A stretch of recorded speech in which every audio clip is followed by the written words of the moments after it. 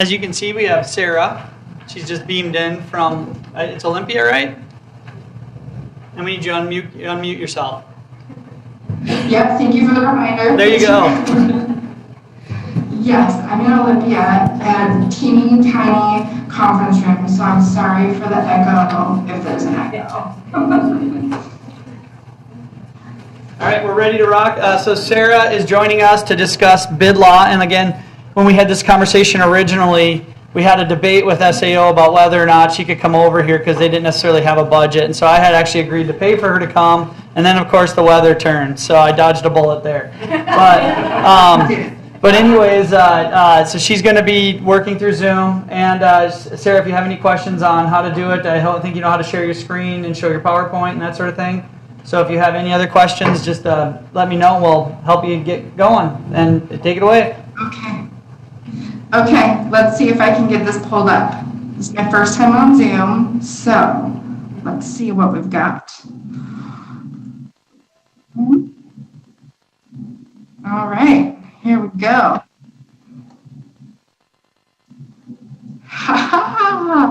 Okay, so disclaimer, this is the first time that I'm doing this training, this particular training. So if I'm moving too fast or moving too slow, or if you don't understand something that I'm saying, please stop me, because bid law is confusing and it's complicated, and it's just not an easy topic. So please feel free to stop me if you have any questions throughout the course of the training. So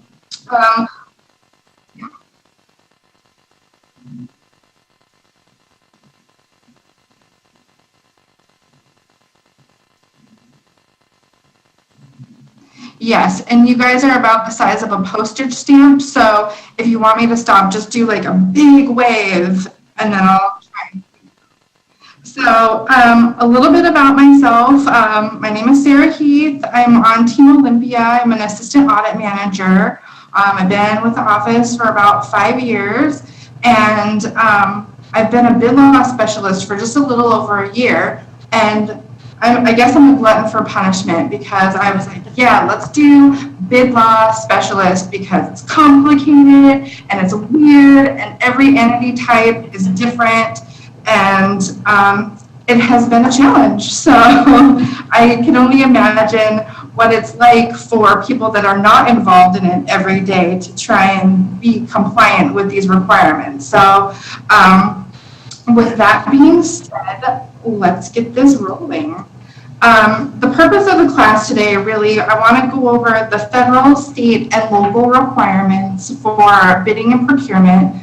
And I wanted to touch also on when to use which requirements, because that's a big question a lot. And then also I wanted to provide you with some information to know what we're going to be looking for, so that you can, we're an open book, so you know what we're going to be looking at. You can reduce the number of your audit issues and then hopefully increase the value of your audit experience. So I thought we'd start from the beginning, get down to brass tacks. So we're just going to start with the definitions of what we're going to be talking about in the different procurement transactions. I wanted to go over state requirements, briefly touch on some exemptions to the state requirements specific to school districts, and then we'll talk about the federal requirements. We'll do a little analysis for when you should use federal versus state requirements, and we'll talk about common issues and wrap it up with some questions. Okay, this might seem a little elementary, but I want you guys to know what we're defining these different transactions as, so that you know as well. So public works, what I always think about with public works is construction, but really it's all construction, alteration, repair, or improvement other than ordinary maintenance. And if you're wondering what ordinary maintenance is, there's a statutory definition that says it's work not performed by a contract that is performed on a regular scheduled basis, like daily, weekly, monthly, but at least once a year, to service, check, or replace items that are not broken. So if you're not repairing something as part of ordinary maintenance and it's construction, repair, improvement, it's probably going to be a public works project and subject to the public works requirements. So purchases,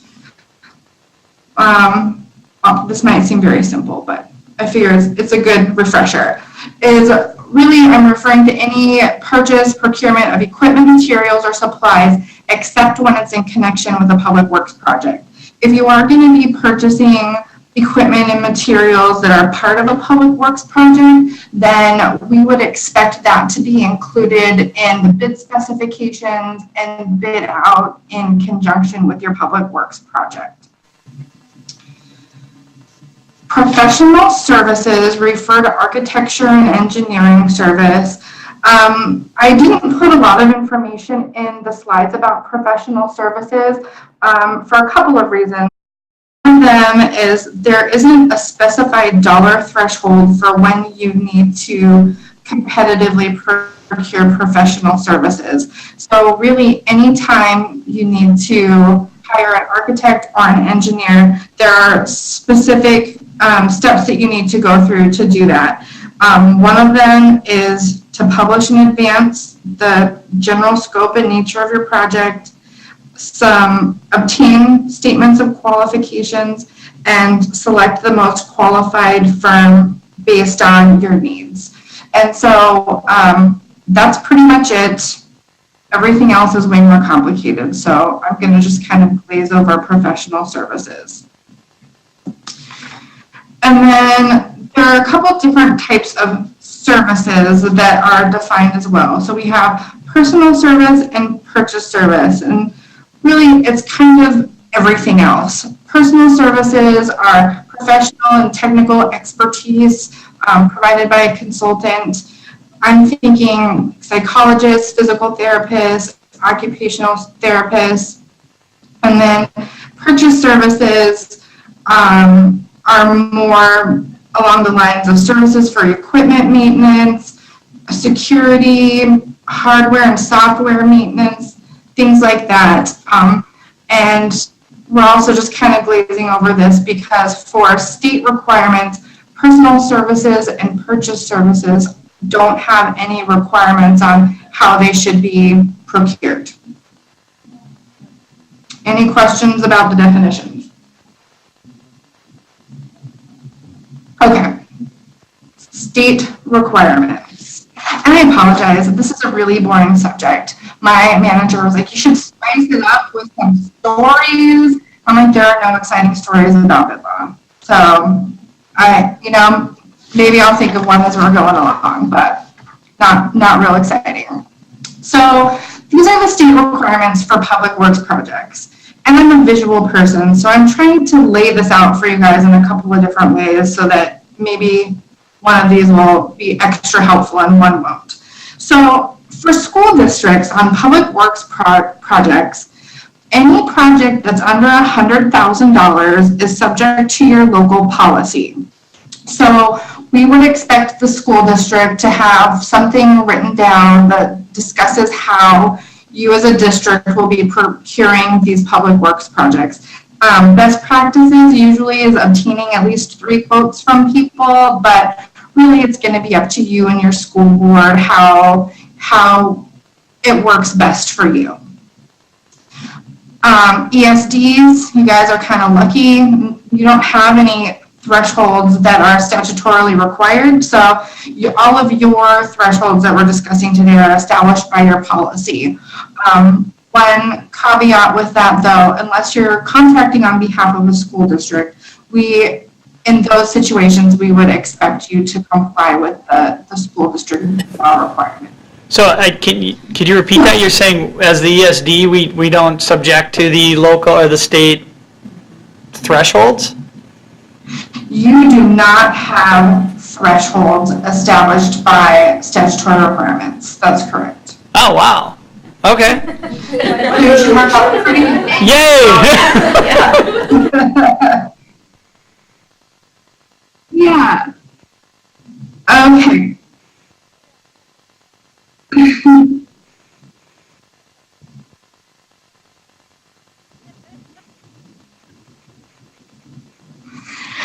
Okay, so if any project over $100,000 is where it gets a little less straightforward.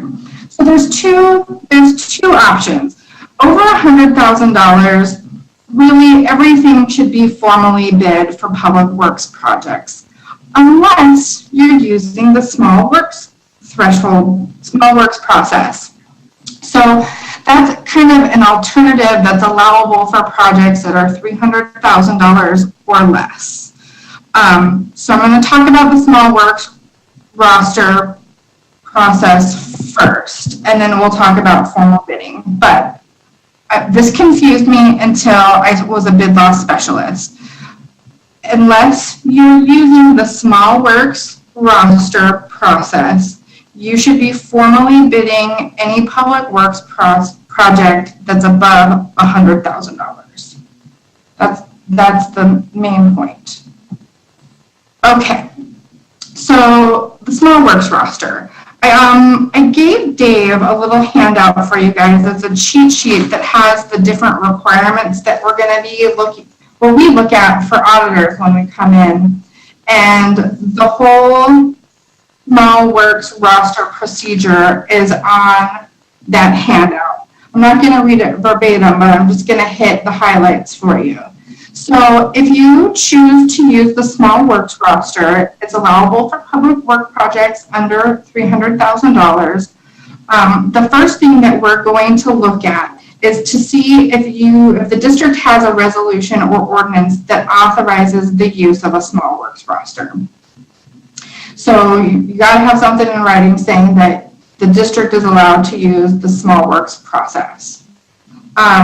The second thing that we're going to look at is to see if the district has solicited the names of interested contractors at least once a year. And what I mean by that is putting something in your newspaper that says, our school district has a small works roster. Would you like to be a part of it? I think it can be that simple. And then responsible contractors can be added to your small works roster at any time after they submit a written or verbal request and any records that you deem necessary as part of the process. So secondly, one of the benefits of using the small works roster, instead of going out to formally bid every time you need a project that is under $300,000, you can obtain quotes from people on the small works roster. You can do it via telephone, you can have them submit written quotes or via email even. And what we're looking for is on the small works roster, you either invite all of the contractors on the list to submit a quote, and if you choose not to do all of them, then we're looking for at least quotes from 5 contractors. And as part of our audit, we look to make sure that you have adequate documentation of those quotes. I've run into the issue a lot of times that people have obtained telephone quotes, but they haven't retained any documentation relating to that. And so what we're looking for, it can even just be a handwritten note that on this date at this time, I called this contractor and got this quote. And just maintaining that documentation for audit purposes is adequate for our office. And so we would expect you to hire the contractor that has the lowest quote that comes in. And then yes, we would expect the lowest responsible quote to come in. And then another requirement is to equitably distribute the quotation invitations, I guess. So if you don't invite all contractors on the public works or on the small works roster to submit quotes, you should rotate through who you are going to invite to solicit quotes. Sorry, that was really confusing and didn't make sense. But if you're not going to have everyone on the list submit quotes, make sure that you're rotating through it so that everybody has the opportunity to do it at some point. Okay. Can you tell me what if you don't have 5 people on your small works roster that can give you quotes, that could do that job? Then you can say that you contacted all of them. Okay. Yeah, and really, the whole reason for these bid law and procurement requirements is to make sure that the district is getting the best price possible and that these contractors are being given a fair chance to bid on these projects. So if there's less than 5, contact all of them, and then there's really no question that you didn't equitably distribute the opportunity to everyone on the list because My other question is if you have a project that's over $300,000 and the decision, and you got a quote in, and it was actually from KCDA, but it was a lot more than what your estimate was going to be, and so you've decided to piece out this project. For example, our district can hire they can have someone else do maybe the gravel work, and it's a track resurfacing. And then we can hire a different firm that does just track resurfacing, do the track. So would you have to get advertised on both of those? I would think so. So that gets a little tricky when you decide to break up projects. So it is allowable to break up projects based on cost. What is not allowable is to break up the projects to intentionally circumvent bid requirements. And that's where it gets a little tricky, because how do you prove that you're not doing it on purpose so that you don't have to go out to bid? So my suggestion to you would be this. If you choose to break up the project based on cost because you feel that you would be getting the best price possible doing it that way, is I would bid each of the pieces using the dollar amount of the total project. So let's say you're doing a resurfacing and it's going to be $350,000 to do the entire project. I would competitively solicit bids for each piece, just so that you don't run into the issue of the circumventing bid law requirements. What if one of those pieces you can actually get through KCDA, which has taken care of that? We're going to talk about piggybacking through KCDA in a little bit. Okay. How about we table that until we get to KCDA, and then we can talk about it more if I don't answer your question. Is that fair? Yes, thanks. Okay. I actually have a question. Okay. So you had said that you would expect us to take the lowest quote. Is there ever a time or a documentation that we could provide that would allow us to not necessarily take the lowest quote, whether it's based on time frame or maybe follow-up agreements that the company may have made? So generally speaking, you should be selecting the lowest bid. However, there are circumstances where you can have enough information in your bid specifications and your plan that would allow you to choose. That's tricky too. See, bid law is a gray area sometimes. And so really the statute says you should award the project to the lowest responsible bidder. That's what the law says.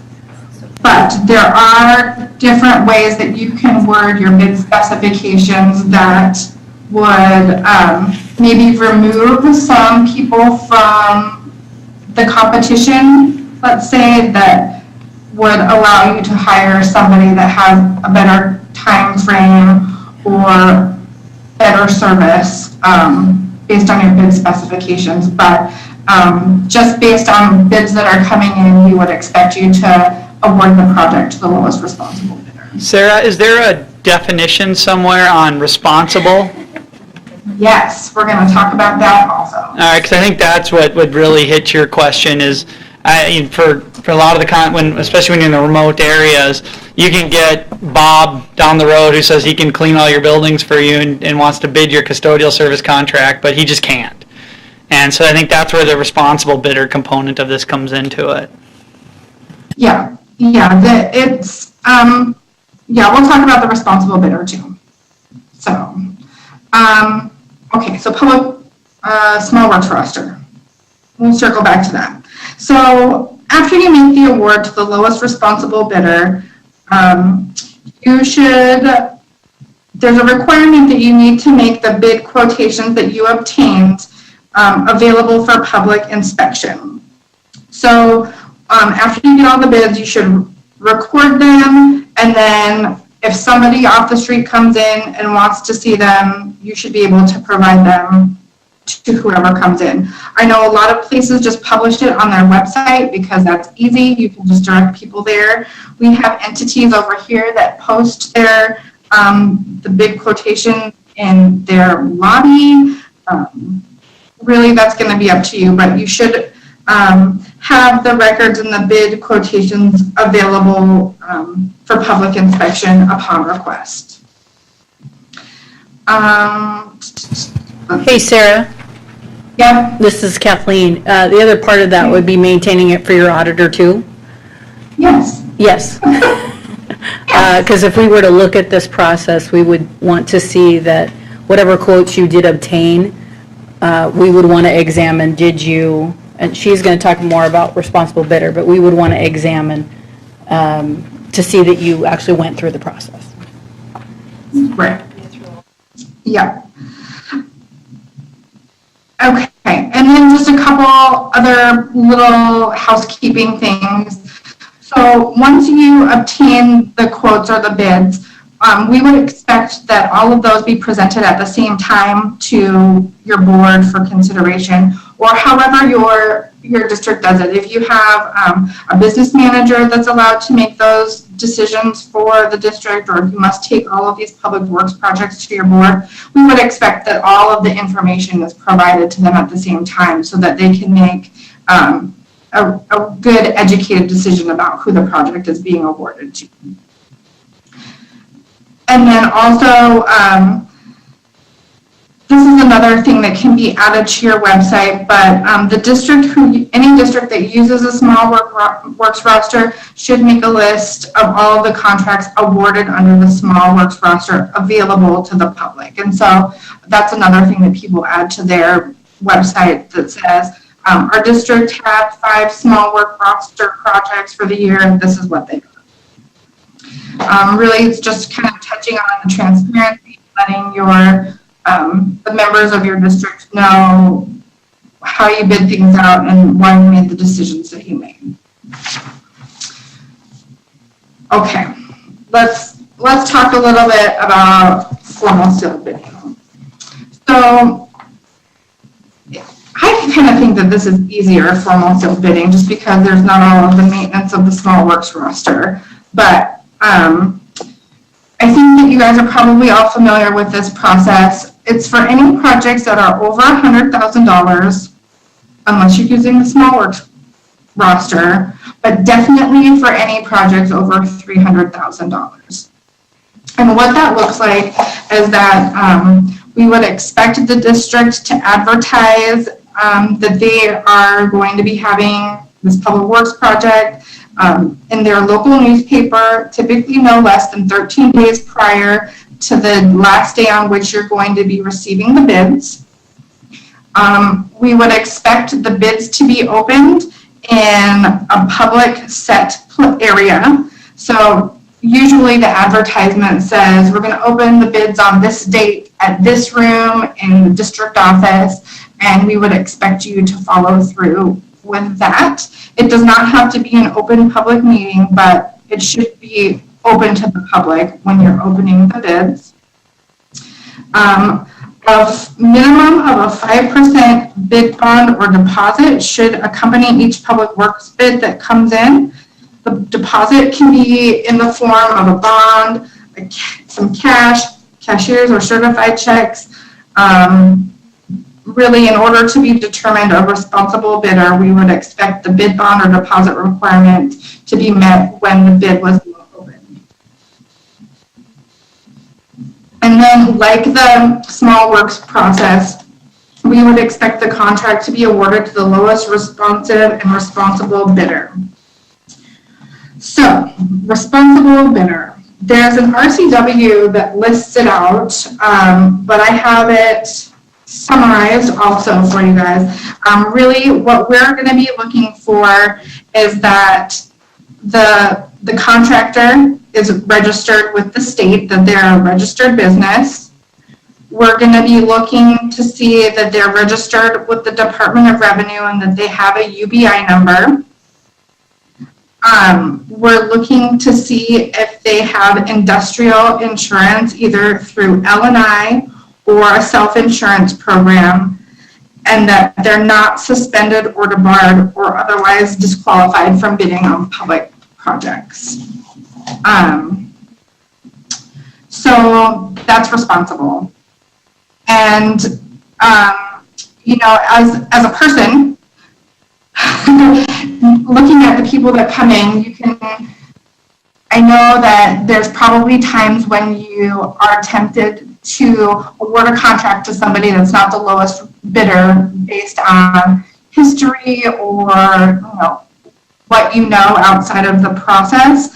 However, as an auditor and in terms of bid law, you really do need to award the project to the lowest responsible bidder based on this criteria.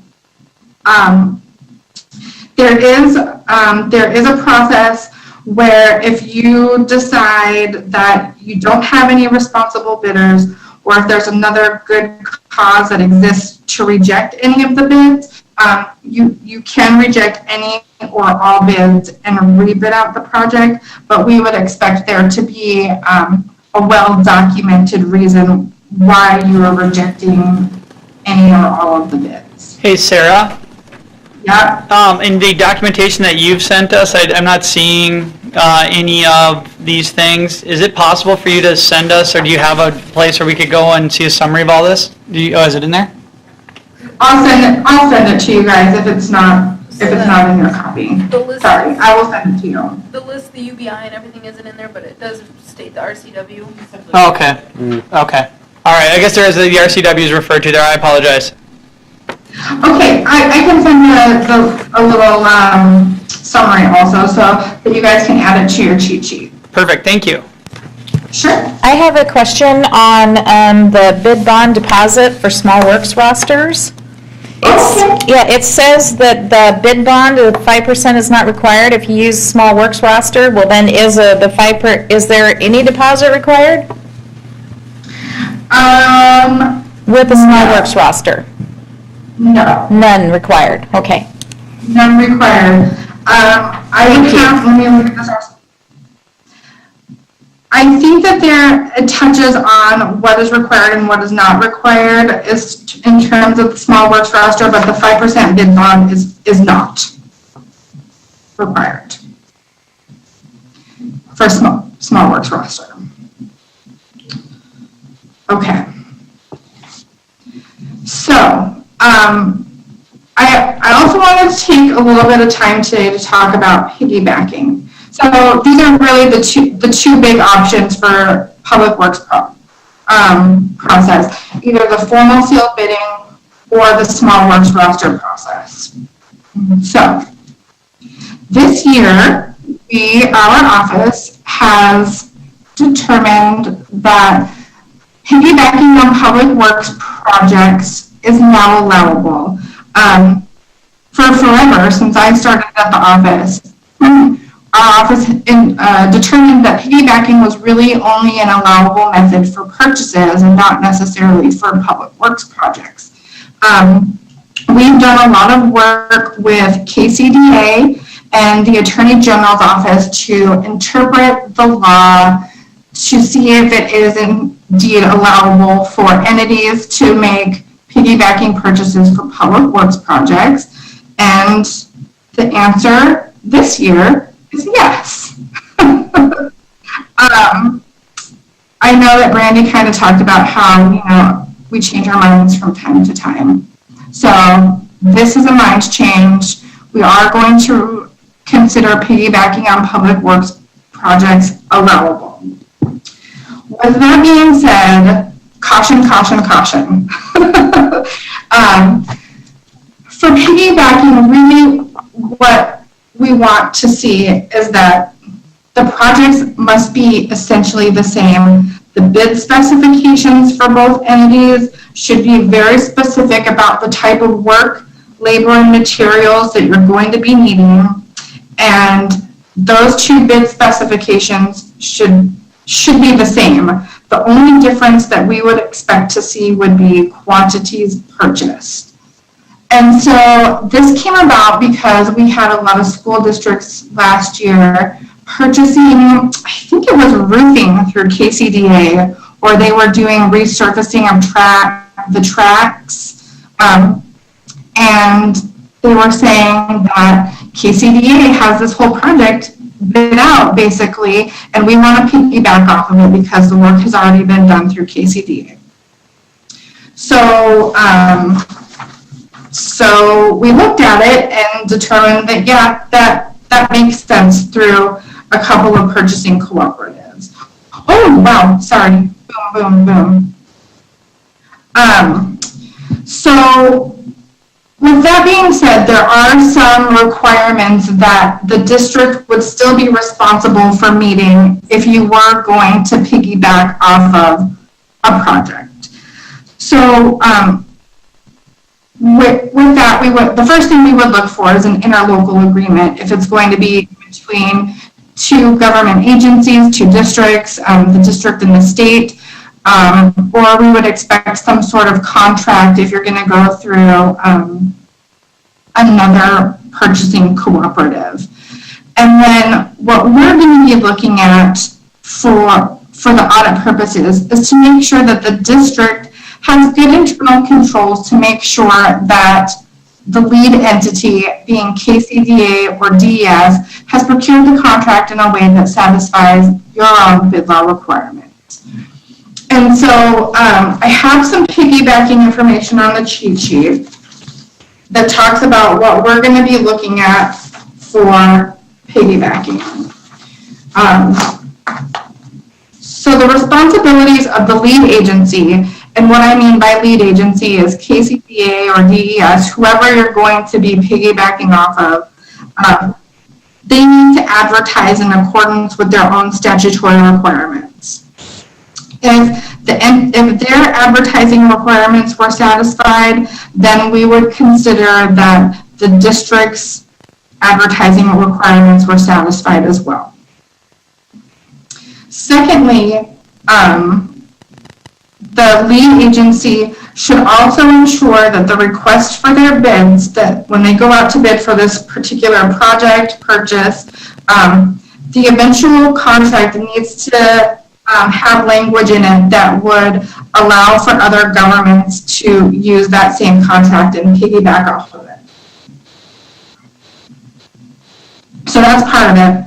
And then the district, your responsibility is make sure you got that interlocal agreement, and then also to make sure that your bid requirements were met. So for example, if the district is required to award the bid or the purchase to the lowest responsible bidder, we would want to make sure that the lead agency awarded the project or the contract to the lowest responsible bidder. So that's the baseline of what it is. KCDA and DES are a little different. So KCDA is audited annually by our office. And so our auditors test compliance. We make sure that they have good internal controls and that they are awarding bids through an allowable method and that they're following bid law requirements. So what we're going to be doing as auditors is we're just going to be confirming that you have a contract in place with KCDA. However, we are also expecting that the district should know whether or not the cooperative satisfied the bid law requirements. Kind of the same with the Department of Enterprise Services. We audit them every year. All contracts on DES are formally competitively procured, and so our office doesn't require local districts to retain bid documentation if you use the DES contract. But you should have you should have an agreement with DES in order to use their purchasing cooperative. So if you are piggybacking off of a purchasing cooperative that is not KCDA or DES, I would be extra aware of their processes. We have run into a lot of issues where different places are using cooperatives that are out of the state, and then they don't have any idea about how they're procuring those purchases, and in turn, their own bid law requirements were not being met. And so, really, it's an allowable method. Use piggybacking to your heart's content. Just make sure that the lead agency is doing what they're supposed to do in order to meet the bid law requirements. So back to the question about purchasing cooperatives. So you were asking whether or not you could do piggyback part of the project and then award the rest of the project another way. Is that what that question was? Yes. Okay. Thank you. So with public works projects, we really want your districts to evaluate the project as a whole. And so with that being said, there are exceptions. If you feel that piggybacking on another contract for part of a project is going to get you the best price, you can do that, but we would expect the rest of the project to be competitively procured. We just don't want projects to be split up to intentionally go around the bid law process. But it would be pretty hard for us to say that you did it wrong if you formally bid out the rest of the project and piggybacked off of the one piece. Did that answer your question? Yeah, I think so.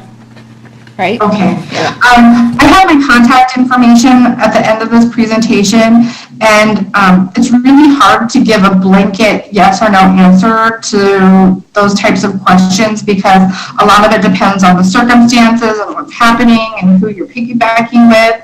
And so if you want to chat with me specifically about your situation, I would be happy to do that. But in terms of giving a blanket yes or no answer for those types of questions, it's kind of difficult to give a 100% correct answer for every circumstance like that. Okay. And I should also note that the piggybacking requirements are the same for public works and purchases. So I'm only going to talk about piggybacking once. Purchases. Here is the bid threshold for state requirements for purchases. So school districts, any purchase under $40,000 is subject to your local policy. So we would expect you to have something in writing how you're going to handle purchases under $40,000. And then the formal bid threshold is anything above $40,000. But purchases have this alternative that's kind of like the small works roster, and it's called the purchase contract threshold. And the purchase contract threshold is allowable for any purchases under $75,000.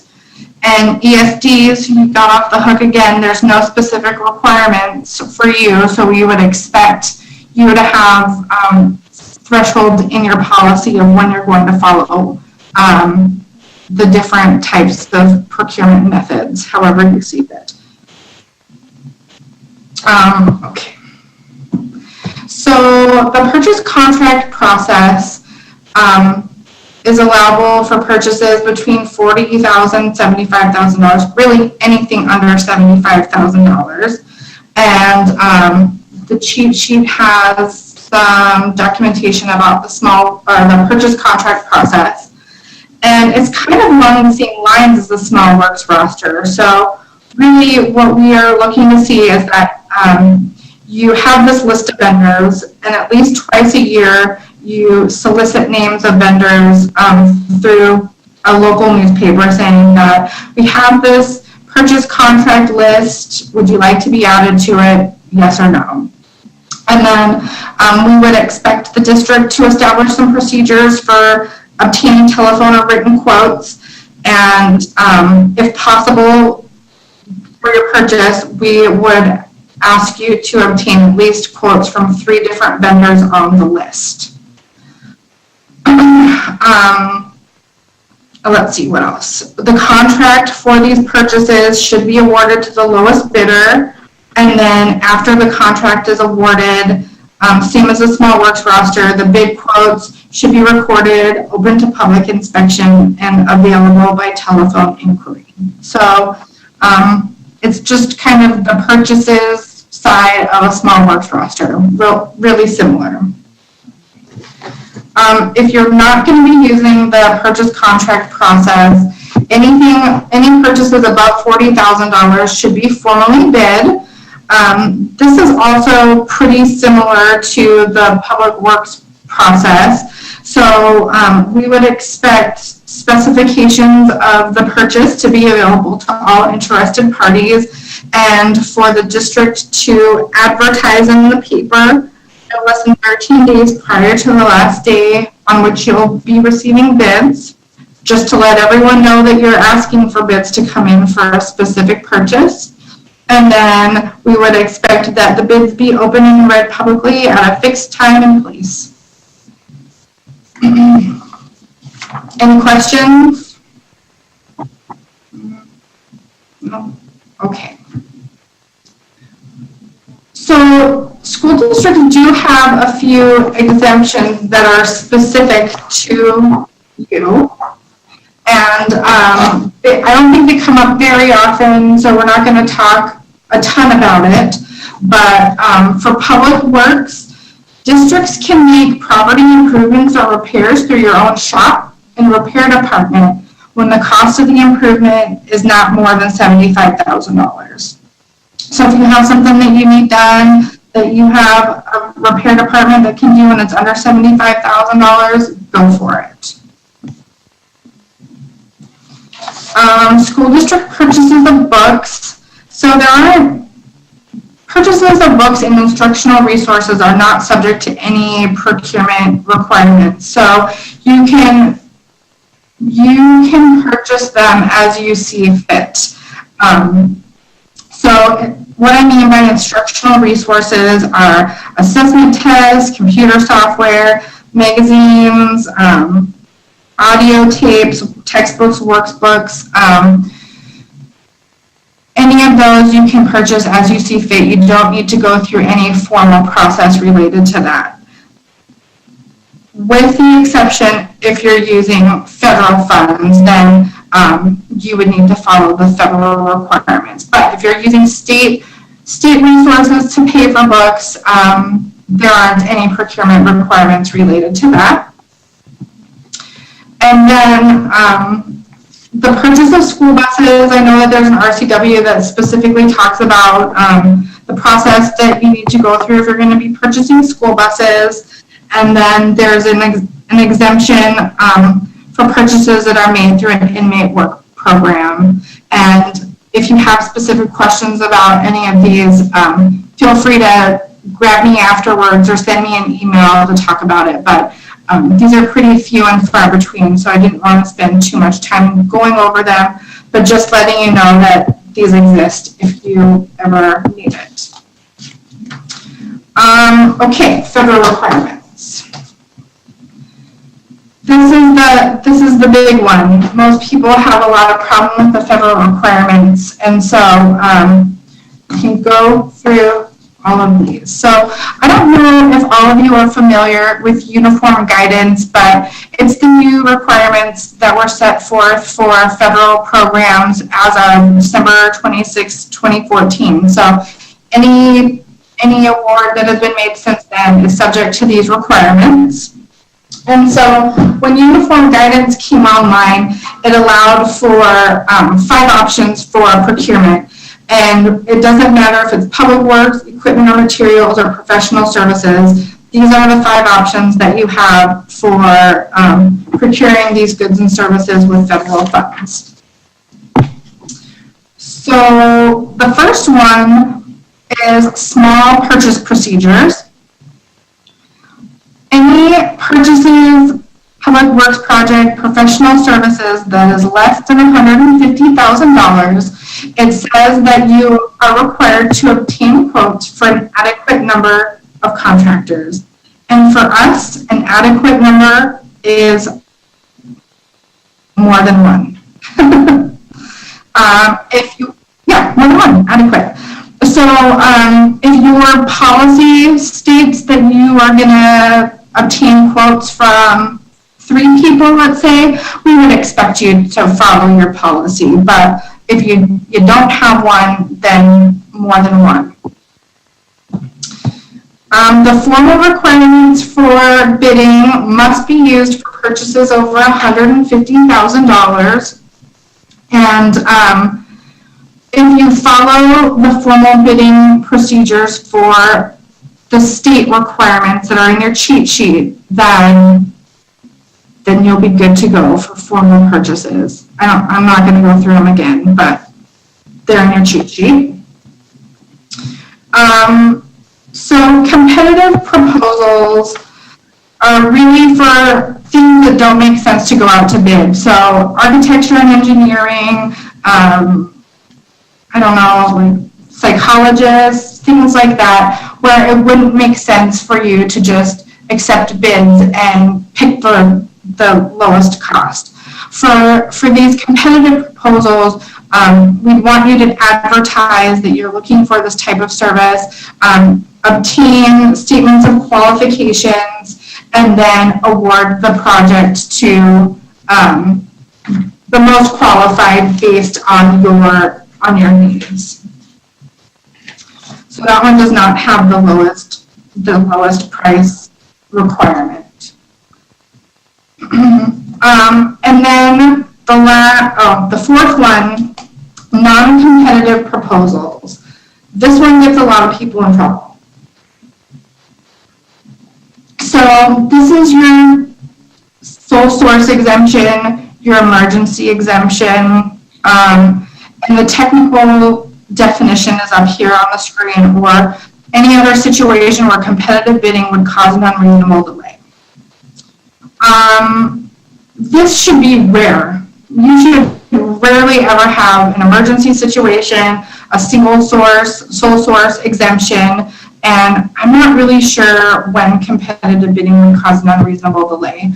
I'm sure there are situations that exist, but just be careful if you're going to choose to go with this non-competitive proposal, this selection. Sole source, I'll tell you what I do when I'm testing sole source. If I see that somebody purchased, a tablet, a specific tablet, I go onto Google and I type in the specific tablet, and if more than one vendor comes up, it's not sole source. Same type of deal with specific trainers, let's say. I go in and I type trainer for, sexual harassment or something, and if more than one comes up, that's not going to be a sole source. So really just be careful if you're declaring things sole source. There could be a situation, I know some of our more rural districts are really out in the boonies, and there is literally only one person that will come out to them to perform the service. if that's your case, just document it. How did you come to the determination that there's only one person that can come out to where you are to do your work? And maintain that documentation so that it is available for audit. One thing about emergencies too. So this isn't even a funny story, but it's a story. I had a city that I audited that had a flood that washed out one of their roads, and they declared it an emergency, which is totally legit. A flood washing out a road is an emergency. But then they proceeded to wait 6 months to have that road repaired. And we took a little issue to that because in an emergency situation, we would expect a contract to be awarded pretty much immediately to deal with the emergency situation. And we said to them, if you had 6 months to wait to repair the road, you probably had enough time to do some sort of bidding procedure. So if it's an emergency, make sure that you're taking action on it and aren't waiting 6 months to get something taken care of. Because if you have 6 months to wait, you probably have 6 months to obtain quotes from people. Okay, micro purchases. This I know is a hot button item this year, specifically to federal requirements. So uniform guidance added this micro purchase threshold as an allowable way to make federal purchases. And what it is that really the acquisition of supplies or services that doesn't exceed $3,500. And there's this term, the aggregate dollar amount. What does that mean? No one really knows. Aggregate isn't specifically defined in the federal regulation. And, we have a lot of conversations about it in our office. Like, what does aggregate mean?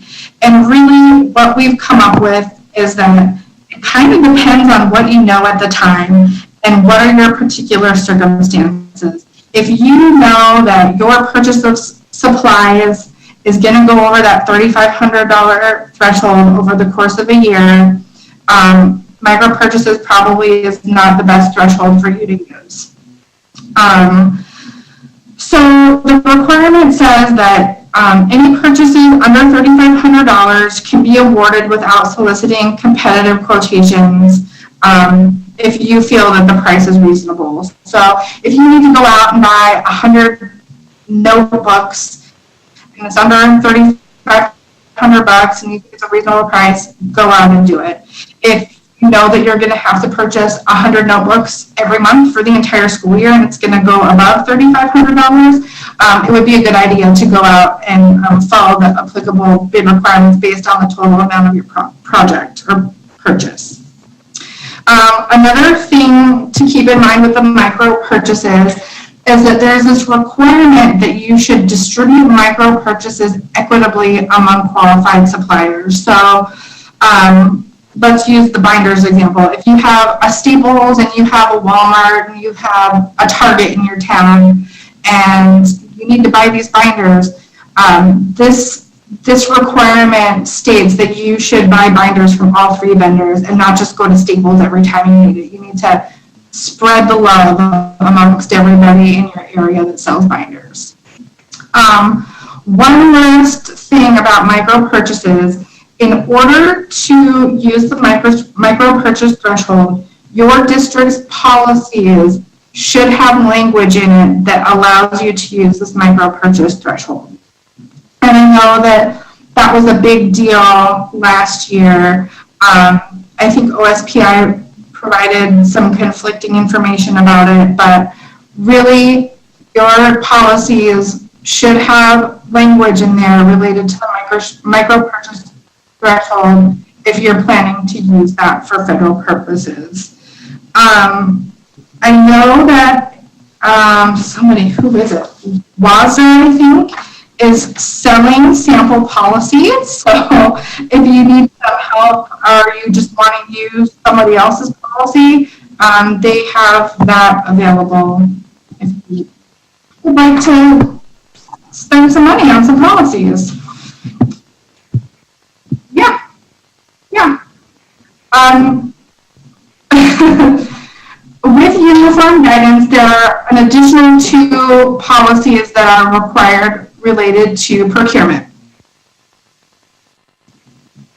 So, I mean, maybe it would be worth it to buy the sample policies, I don't know.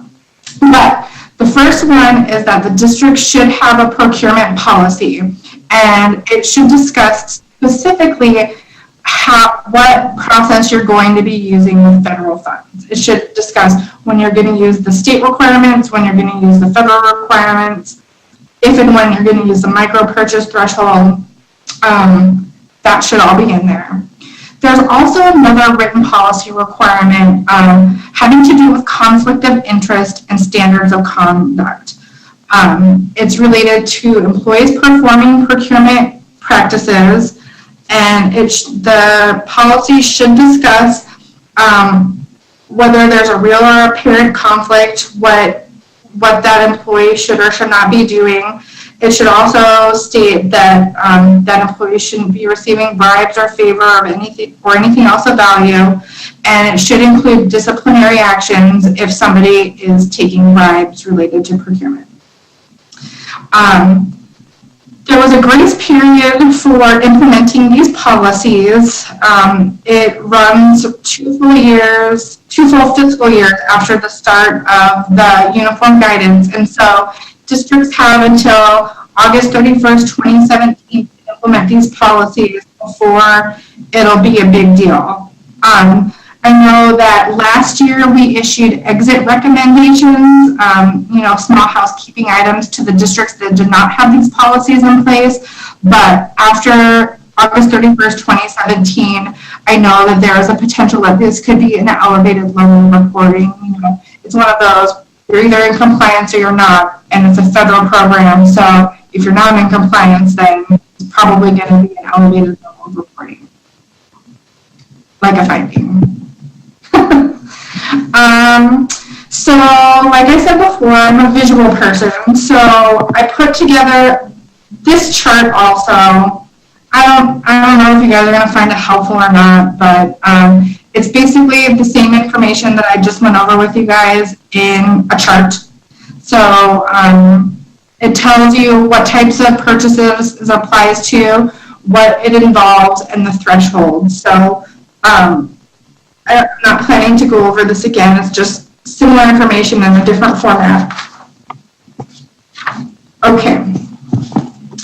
Federal versus state. So it's pretty easy. Districts are required by federal regulations to use the more restrictive of federal, state, or local law for all of your purchases with federal funds. So whatever is the most strict, that's what you gotta do. Here's an example for the formal sealed bidding thresholds for schools. Kind of an overview, like what the federal requirement is, what the local or the state requirement is, and which one is more restrictive. So for purchases, the federal threshold for formal sealed bidding is $150,000, but the local one is $40,000. So we would expect you to follow the local rules for purchases with federal funds. Purchase services, so we're talking about like the software maintenance, the physical therapist, the psychologist. For federal funds, any contract over $150,000 should be formally bid out. And then for the RCW for schools, there's no competitive requirement for that. So of course, we're going to default to the federal regulations for when you're going to need to do the formal sealed bid. And with the public works projects, the state requirements are more strict than the federal requirements, so we would expect you to follow those thresholds for your district. One thing that I didn't put in here, because it's going to be different for each district, is if you have some local policies in place that are more strict than the state requirements. If your local policies state that you're going to be bidding anything over $30,000, we would expect that you're doing that across the board. Whatever is the most strict, that's what we're expecting you to do.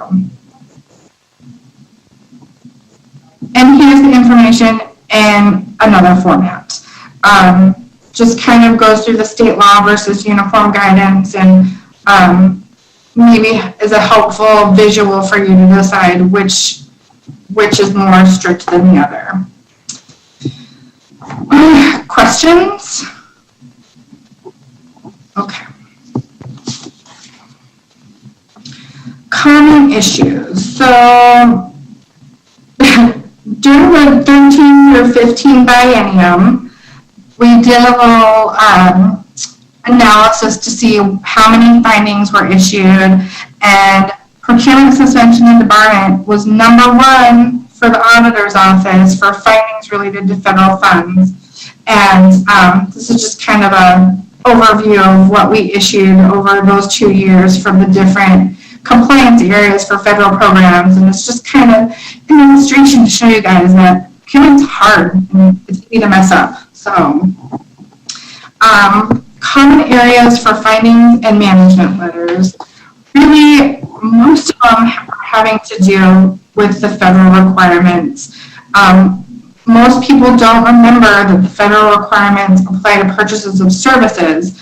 So, like we said, physical therapists, occupational therapists, consultants, trainers, you really need to follow the federal requirements when you're purchasing those types of services.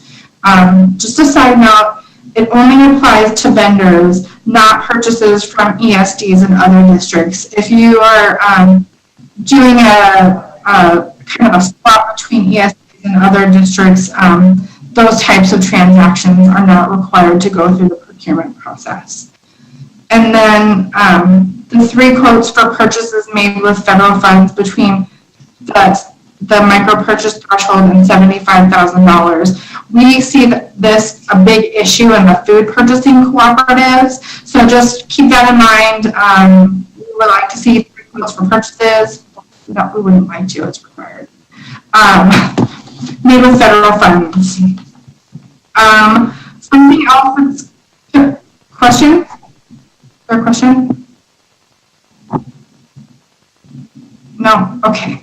So this year, this is a thing that's come up many times already this school season. So what about other services? Can the district use an existing consulting, instructor, care provider contract to provide services for the federal program? And the quick answer is probably not. And the reason that we say that is because there's no state requirements to perform competitive procurement for these types of services. And so the likelihood that the federal competitive proposals or small purchase procedures will follow is probably pretty slim. And so if you do choose to use federal funds on an existing contract, we would look to make sure that the federal procurement requirements were met. And if they weren't, then we would take issue to that. If you did follow the federal procurement requirements when you went out to bid the first time for these services, then by all means, go ahead and use the existing contract for the federal program. Just be careful to make sure that the federal requirements have been met. Another common issue that I did not put in here is Apple products as a sole source. I think we've kind of moved past that the past few years. There was the Sunnyside School District competitively procured Apple products, and they have a contract that's allowable to piggyback off of if a district has to have Apple products. So, you know, they're not considered sole source, but there is this other method that you can use to piggyback off of the Sunnyside School District contract if you would like to purchase Apple products. So that's kind of it. Most of our common issues have to do with federal versus state, and so really just making sure that you're following the most strict of those guidelines will kind of help you through those waters. And now it's just question time. I don't know if anybody has any questions that we didn't talk about the first time through. Sarah, I have a question. So I was working with the district recently, and I was going through and approving POs, and I noticed several POs coming through for what I considered public works, and I was some kind of repair to a building, and I said, hey, did you guys get like competitive bids for this? You know, because I'd seen several come through. One was 15,000, one was 7. And they said, oh yeah, we did that when the other business manager was here like 5 years ago. And I was like, I don't know that that's okay. But then I thought, well, if they bid it in phases that says, you know, we're going to, I don't know, build a bathroom in this building and it might take us 4 years, is that okay? I don't know that they did. I haven't dug into it, but, I kind of wondered, well, is there a timeline on those phases if they actually did it that way? It depends on what the contract says and what the bid specifications say. Okay. We would always default to that. If the bid specs said we expect this to take 5 years, the contract was let and then said we expect this to take 5 years, then that's fine. If it does not say that and it was expected to be done 5 years ago, then they should have gone through that process again. Yeah, okay. That's kind of what I was thinking, but I thought, you know, that'd be a good question. It's a good question, yeah, definitely. Thank you. Yeah, no problem. So there's 2 bid law specialists in our office, me and Michelle Palmer. And so I just wanted to give you guys our direct contact information so that when you have a question, please give us a call or give us a quick email. Bid law is complex and it's weird and there's a lot of gray areas and every situation seems to have an exception. So please don't hesitate to ask if you have something that comes up, whether it's routine or if it's something weird. We're just really happy to help you on the front end as opposed to coming in on the back end and saying, I'm not sure you did it right. So really, we just want to be a resource for you in case you have any questions or anything throughout the course of the year. Can you take one more question? Yes. Okay, good. All right, so toward the back of the presentation, under common issues, it says 3 quotes for purchases made with federal funds between $3,500 and $75,000. And I'm just curious because in the federal requirements, the threshold was 150, they're below or above 150 for the different processes. So what happens, what's that 75,000 about? It's the state law. It's the state law. That's what it's all about. Sorry, I had to look at my notes real quick. So, because this is kind of a mishmash of state requirements and federal requirements. So, if you're using federal funds for a purchase in between $3,500 and $75,000, we would expect there to be 3 quotes because that $75,000 is the state law threshold to where you would need to go bump up to a formal ceiling. I thought the state law, though, was 100,000, was the... Oh boy, just a sec. I could be wrong. You got 5 minutes to get updated. Just a second. Sarah, is it the difference between public works versus purchases? Probably. Because the... all that stuff. Just a sec. Because the federal purchase, the state purchase threshold allows the alternative purchase contract threshold is 75,000, and that's more restrictive than the federal, so that would give you the upper limit. Yes. $100,000 is public works, $75,000 is for purchases. Okay, great. That's why it gets complicated. Yeah. Yeah, exactly. See, I'm like fighting with girl myself, like, wait. Yeah, I know. Okay, thank you. Sure.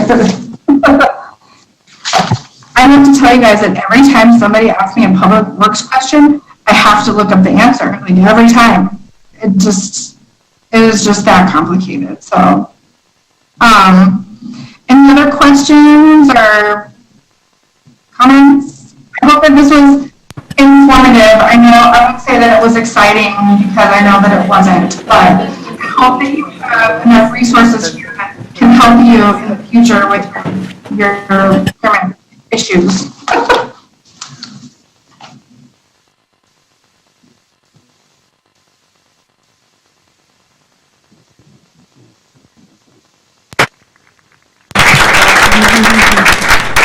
And Yeah.